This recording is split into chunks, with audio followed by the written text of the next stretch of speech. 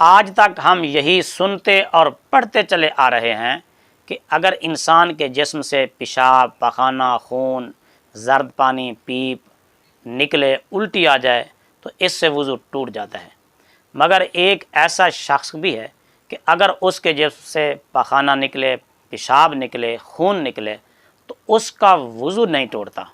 یہ کون سا آدمی ہے؟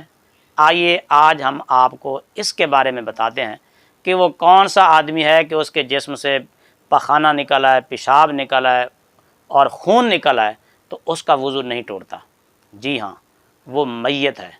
میت کو غسل دینے کے بعد، وضو کرانے کے بعد اگر اس کے جسم سے پخانہ، پیشاب، خون نکل آئے تو اس کو نہ غسل دوبارہ دینے کی ضرورت ہے، نہ ہی اس کو دوبارہ وضو کرانے کی ضرورت ہے، جیسا کہ فتاوی شامی میں یہ مسئلہ موجود ہے۔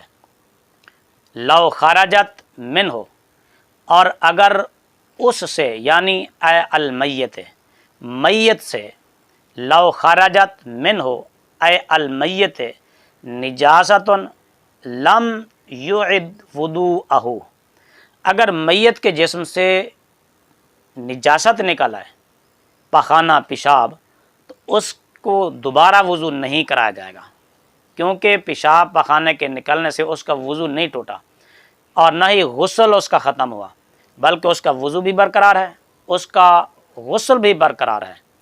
اس لیے صرف جو نجاست نکلے گی، پیشاب، پخانہ، خون، صرف اسی کو دھو لیا جائے گا، نہ دوبارہ وضو کی ضرورت ہے، نہ دوبارہ غسل کی ضرورت ہے۔ لہذا میت کے جسم سے غسل دینے کے بعد اگر پخانہ، پیشاب نکلے تو اس سے نہ اس کا وضو ٹوٹے گا، نہ غسل ختم ہوگا۔